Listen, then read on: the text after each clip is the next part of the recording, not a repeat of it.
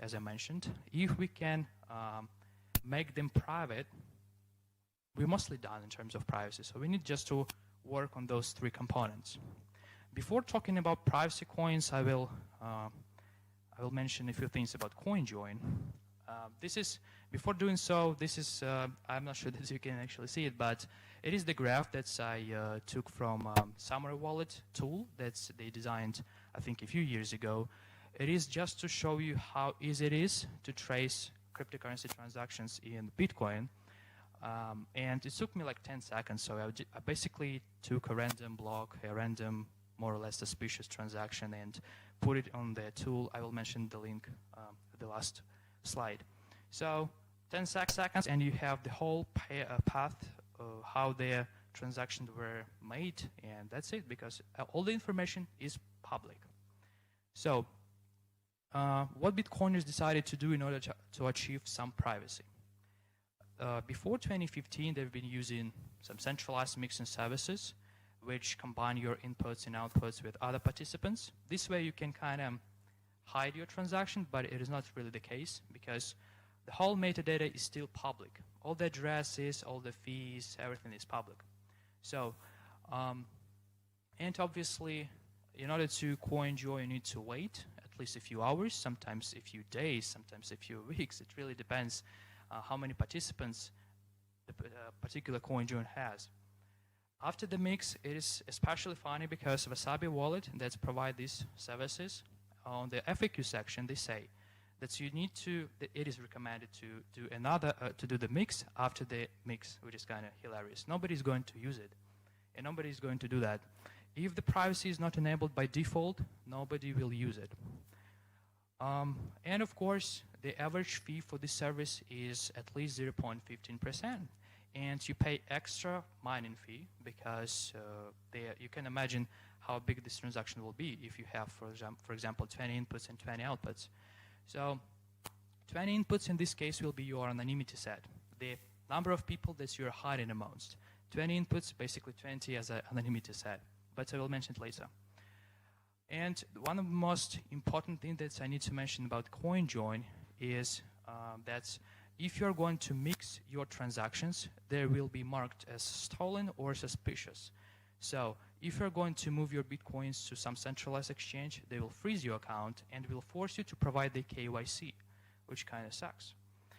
So I think Justin from Monero community was here 4 years ago, and he mentioned the fungibility problem that Bitcoin has. That means that one Bitcoin is not really equal to one Bitcoin in some cases. So, very briefly about Dash. Dash is not a privacy coin, but people use it. The problem is that nobody is actually utilizing this feature that is called Private Send, which is basically CoinJoin, but just a rebranded version of it. So nobody's using it. I think like 2% of the whole network is utilizing this feature. The problem is, another problem is that it is only available in a Dash core wallet, and by saying false assumptions about privacy, I mean, if you are wrong about something, that is fine, but if you assume to have some privacy, but you don't really receive any, that can lead to some dangerous consequences that I want people to avoid. And obviously Monero. Just out of my curiosity, how many of you are using Monero or have some privacy coins? Raise your hand. I'm really curious. Okay. Oh, okay. That's actually fine. That's fine with me. I can work with that. So before I need to introduce the privacy feature that Monero has. So if you remember, I said that we need to hide at least 3 components: the Alice's address, the Bob's address, and the amount transferred. Monero does that by implementing 3, I would say, privacy features. The first one is the ring signatures, which generate a set of outputs that you don't control, but you're trying to hide amongst those outputs. And right now we have 11, which is the anonymity set for Monero as 11. We also have ring CT, which hides the amount transferred, and stealth addresses, which is the one-time address for each transaction. This is the reason why your Monero wallet never shows up on the blockchain. I will mention only ring signatures today because it is the most broken and annoying part according to Monero developers. So I have here a bunch of limitations and attacks. I will mention them in the next slide. And before 2016, Monero had optional privacy. What is the problem with that? The problem is that privacy must be enabled by default. That's as simple as that. And they obviously recognized that, and they forced people to use privacy. But the ring size, which is the number of outputs that you don't control, they are called decoys, was set to 3. Then they decided, okay, that's bad. We need to increase it to 5, then to 7. And then when they saw that some random people are using the ring size of, let's say, 100, obviously they will stand out on the network. We don't really want to do that. And this is the reason why they implemented 11 as a ring size. And it was enabled by default. So everyone must use the ring size of 11. So 1 is the output that belongs to you, and 10 other outputs are decoys. But how we can fix those attacks and limitations that I will mention in a few seconds? We can increase the ring size, obviously, but it will their transaction size and their verification time will be increased, which is not really good for us. So to understand ring signatures better, I took 3 attacks, limitation that I will mention right now, but there are many of them. So, I will mention only those 3. So let's imagine this is our transaction, and we have 5 decoys, and one is our real output, which is TX2. So if you remember, I said that before 2016, all the transactions were zero-decoy transactions. So we can understand what outputs were spent, and if those were taken to this ring signature as decoys, we obviously can say they're actually decoys.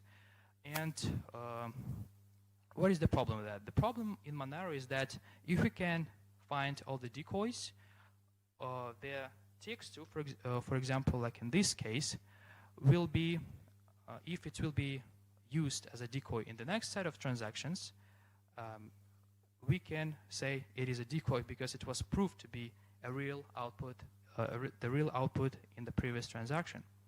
So, and the anonymity set decreases over time. If Monero developers did some stupid mistakes, or Monero users do some dumb mistakes, your anonymity will be decreased over time. The next attack, I would say, is the chain split and key image reuse attack. So let's imagine Monero forks off, but you didn't spend those funds before the fork. So you can use those funds on both chains. The first one, if you're going to use this key image on the first chain, the set of decoys that are going to be selected will not be as will be different as if you generate the same decoys in the next on the next chain. So this way we can find out what the decoys were selected, and as I mentioned before, TX22, like in this example, will be, if it will be used as a decoy, we will know that it is the actual decoy. And let's me introduce how the decoys are actually selected. Before some year, I don't really remember, but I think it's before 2018, it was chosen by random, which is not really cool for privacy. Because you can assume that people tend to spend money when they receive them, or at some moment in the past, but not later than, let's say, a few weeks. So if our decoys were selected from years and years ago, that means that those outputs are decoys. So let's imagine those weird green buttons are our decoys. I mean, only 5 of them, because at least 1 of them should be our output. And obviously, the green button on the left is a decoy because it was chosen from the block 1, where all the transactions were zero-decoy transactions. But the next 2 green buttons are also decoys because they were taken from years and years ago. So Monero community discovered a decoy selection bug 3 months ago. It means that if you spend your funds just when you receive them, in 99% of all cases, you almost have zero chance that your decoys will be from the recent blocks. So how we can fix that? Since input selection algorithm has no any logic behind, it means that in order to fix that, we need to we need to spend our funds not as we just received them. So we need to wait at least a few hours, maybe a few days, maybe a few weeks, who knows. And obviously it is not really convenient. So do we really have a solution? Yes, we have zero-knowledge mathematics. I'm not really going to talk about it here, but I will mention why it is much better than obfuscating the data, how Monero does things. So instead of obfuscating, we can use this super fancy advanced math. That's, we basically can make Alice send funds to Bob, and both parties don't really need to reveal any metadata about themselves, which is kind of amazing. It is very easy for me to talk about it, but you can expect how advanced it is and how beautiful it is, because now we have built a truly private cryptocurrency. So the first one was Zcash, one of the first one who introduced Zk snarks. And the problem with that, Zcash is not really a privacy coin. How's that? They utilize this super cool fancy math, but they're not a privacy coin. So the problem with that is that they did the same mistake as Monero did in 2015 and 16. So they have privacy not enabled by default, and only 5% of the network, potentially even less, are using this feature. So this table I took from some Explorer. It is publicly available data. And if you see that, T2T transactions means transparent transactions. Just as the same as in Bitcoin, because Zcash is a fork of Bitcoin. It has some privacy. It has a super cool anonymous way to do transactions, but they didn't force people to use it, which is the problem. So T2T is transparent transactions, which is kind of like 90 or 95% of the network. T2Z means shielding transactions, which is obviously a good thing to move your transparent funds to your super anonymous, super private Z address. Z2Z is our goal, because Z2Z is the most private way to make transactions. The only thing that we need to find is the privacy coins that enabled and force people to use privacy. So the first two, I would say the only two ones that I'm aware of is Hash and Parachain. They forced people to use privacy, and they forced people to use Z2Z transactions. This is the reason why they have 99% of both shielded transactions. And for example, as I mentioned in Monero, the anonymity set is 11, right? And if zero-decoy transactions were used in the ring size of 3, for us, it is not really a big problem to find what was the real output, since we need to guess only one output as a decoy. And you can think of it as a snowball effect.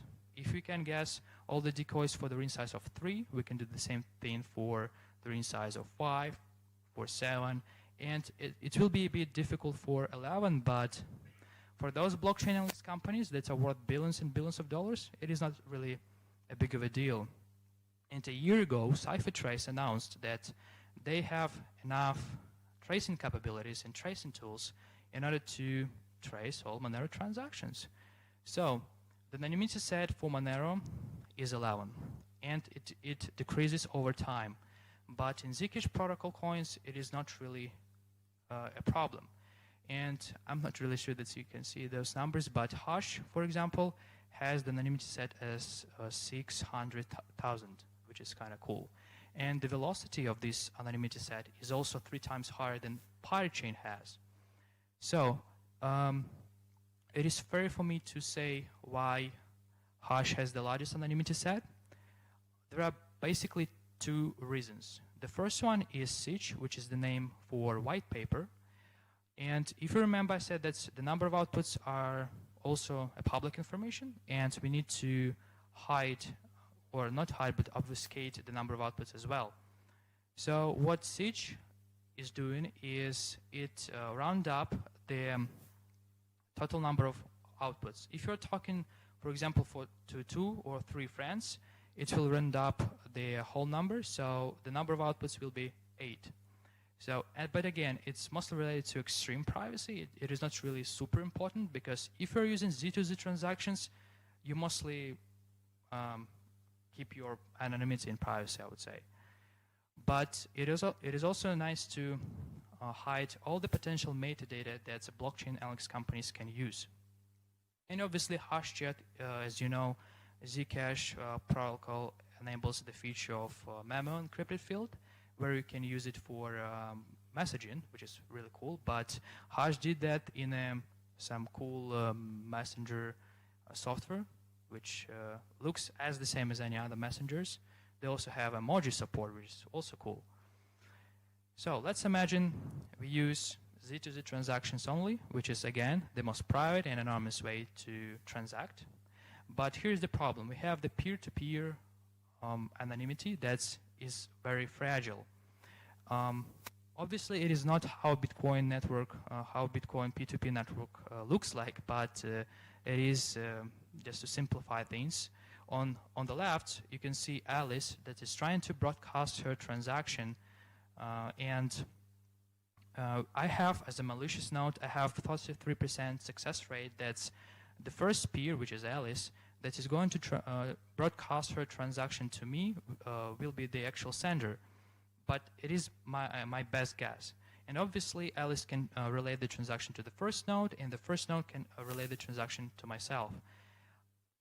The best way to make this attack successful is to increase the number of login malicious nodes, which you can see on the image, in the image on the right, sorry.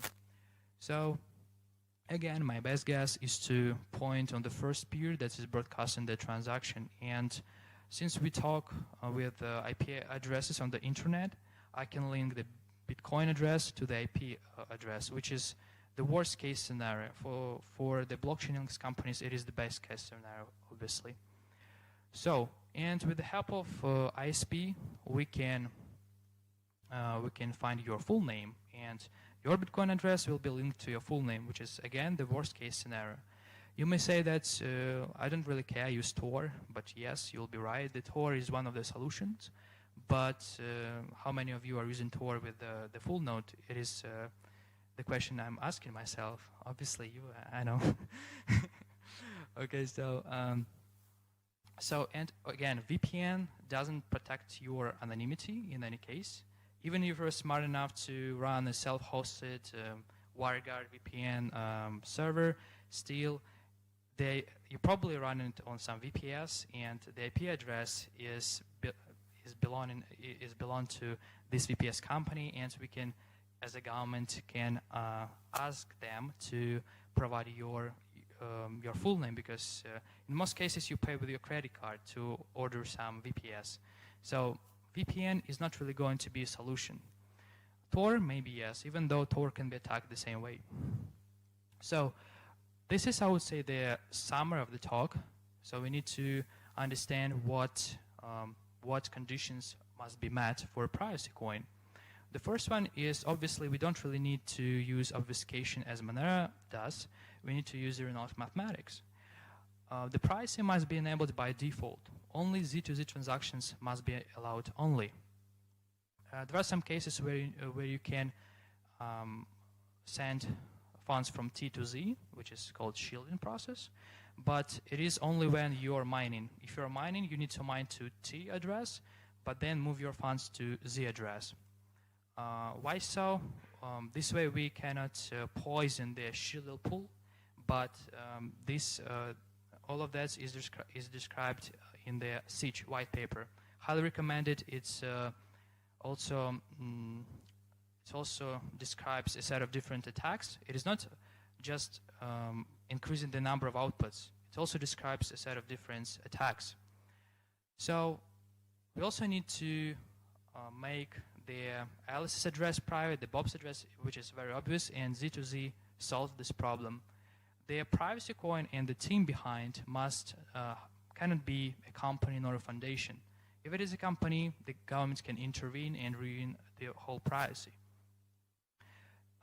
As I mentioned, Sybil attack mitigation, we don't really have any Sybil attack mitigations, so we can just run hundreds or thousands of nodes, and this is the reason why people should use Tor at least. We also need to consider to encrypt all the P2P connections, and the only cryptocurrency that does that is hash. And if you want to talk to peers, you will be able to do that only with TLS 1.3. And if you are going to use some outdated versions like TLS 1.2, which has a bunch of CVs in it, your connection will be rejected. So only TLS 1.3 is allowed. And as I mentioned, the number of outputs should be round up, so you cannot stand out on the network. And if you have questions, I'm all yours. The first link is my metrics. You can find me on metrics. The second one is the hash community. If you have some technical related questions to zero launch proofs, you can go ahead and do that. The third one is the Siege white paper. Highly recommended. All this different set of attacks are described, just like why we need to use Z2Z. The next one is Breaking Monero series. If you want to learn about Monero limitations and other different Monero attacks that can be implemented, highly recommended to watch this Breaking Monero series. The next one is I would say, is the description of the anonymity sets. And if you want to learn about it, please go ahead and use it.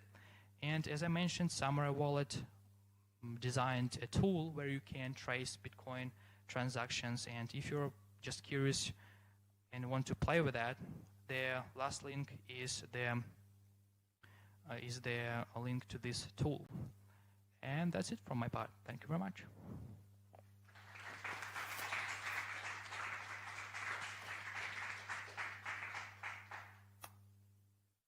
Are you taking questions? Are there any questions? I don't know. I'm all yours. If you want to talk to me after the talk, I'm okay with that. Yes?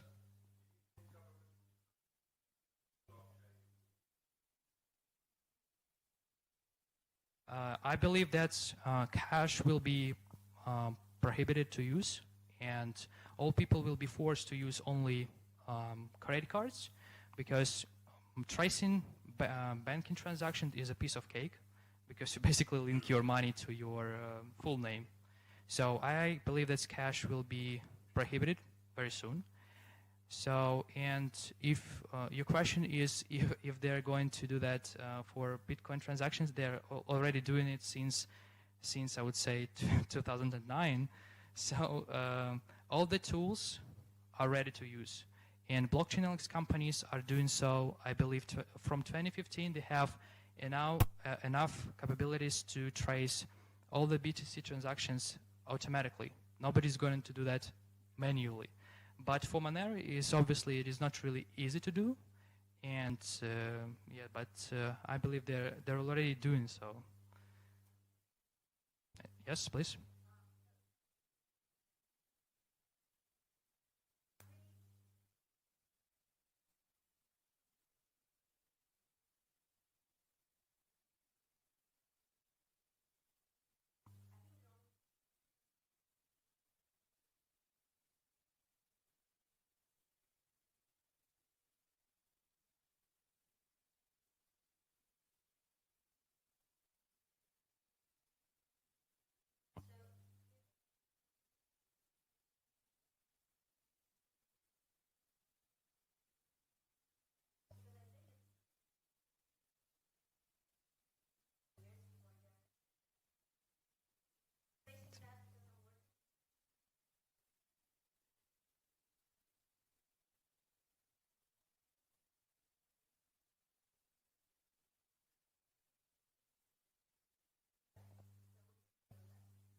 Can you just repeat the question for the live stream? Yes, but not the whole, maybe just in essence. you can do it yourself because I'm not really familiar with the question. So if the question is how we can protect our data from the blockchain companies, again, you shouldn't use Bitcoin, for example, if you value privacy. If you value privacy, you shouldn't be using any of those corporations that I've mentioned, like Microsoft and macOS.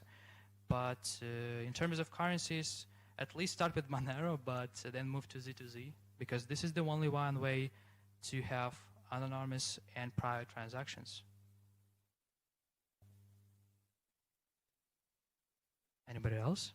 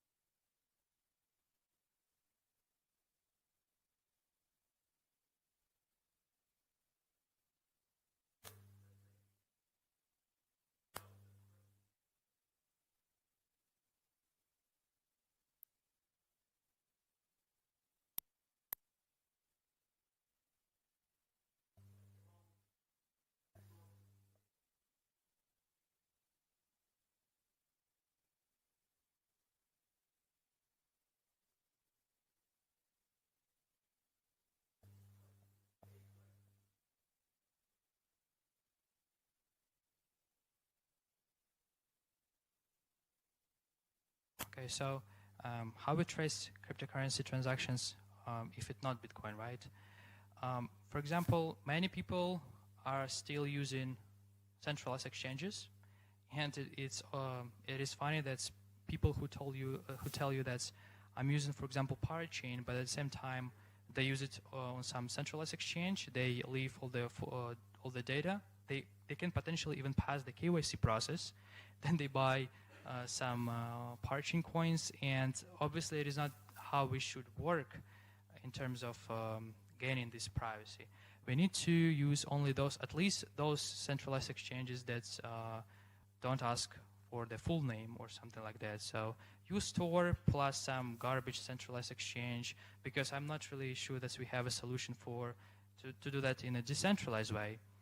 So just use Store, don't pass all the information for the centralized exchange, because the easiest way to link your profile to a particular address is just by asking the centralized exchange about yourself. So, what else?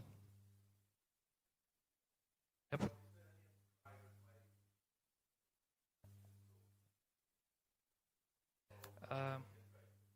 It is actually a good question. It is a simple but super good question, because let's say people want to have some financial privacy, right? But the only way how we can do that right now is by using some credit cards and some centralized exchange when we need to pass the KYC. Only then we can buy BTC, and only then we can move those BTC to another centralized exchange and to buy those privacy coins, which is obviously not really convenient. There are two main ways. The first one is the mining process, because we all use electricity, and all our profiles are linked to the electricity bill. So you can buy a mining machine and to mine privacy coins. I think it is the best way, even though it is not the most convenient way. And another one, I believe, is the cash in person. This is the way how it should work. So local Monero, as far as I know, can do that. So you just need to find someone who wants to buy or sell. Then you meet in person. There are some risks to do that, but it is very easy to mitigate those risks. And only cash in person can solve the problem. Obviously, we have surveillance cameras around, but we can use the masks. Luckily, we all use the mask right now. So you can use the mask and go to some overcrowded places and do that in person. And as I mentioned, through mining. This is the only two ways how we can gather some privacy coins. Yep.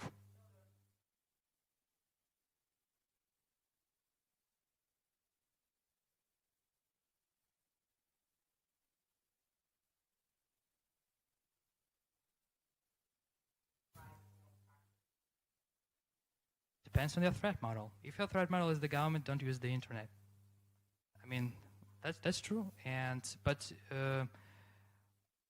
as I mentioned, in Monero, for example, people who are using privacy in not really in the way how it's supposed to work, they can reduce your privacy and the privacy of your neighbors. But in Z2Z, you don't really care about how other people use it.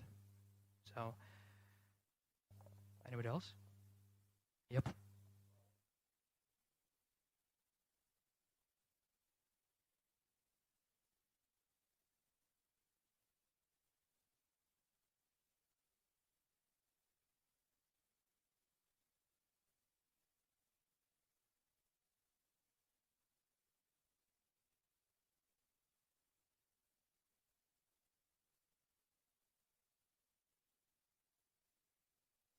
That's a good question.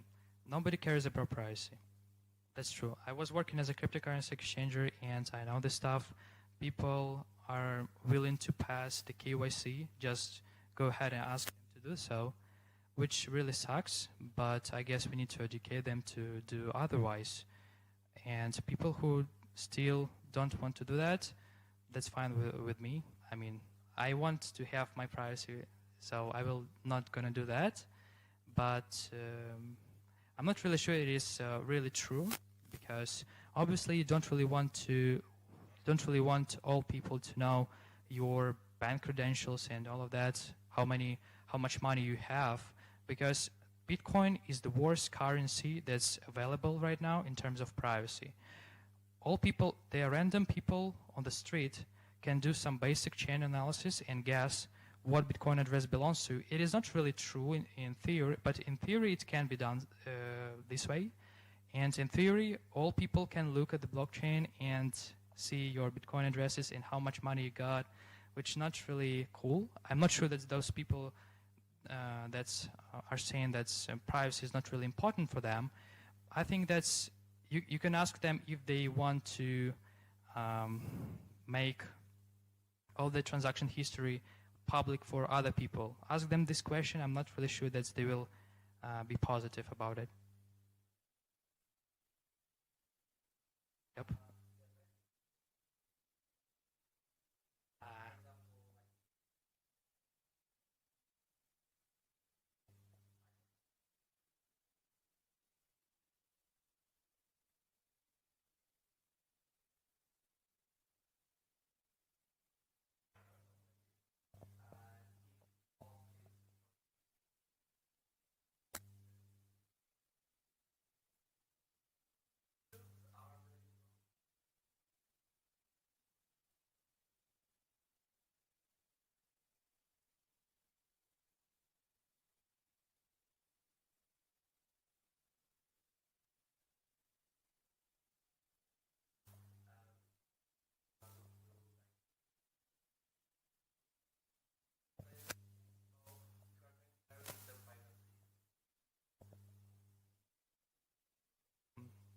Thank you. That is a cool question. I didn't cover Lightning Network on purpose because I'm not really an expert in that, and I don't really know any normal people that are using cryptocurrencies and that are using Lightning Network. So for me, it is, yeah, that's actually true. So most of the users that I've met, that's like regular users that want to buy or sell Bitcoin, they never heard of Lightning Network. So for me, it is better to have something enabled by default and to not confuse people how to use the Lightning network itself. But this is the fair point, and I think it's one of those solutions that we can implement, but still it is not an ideal way. So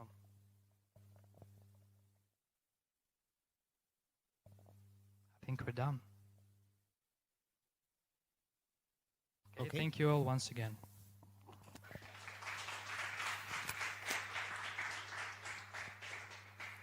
All right, we need 5 minutes to set up Paulina, and then we will continue.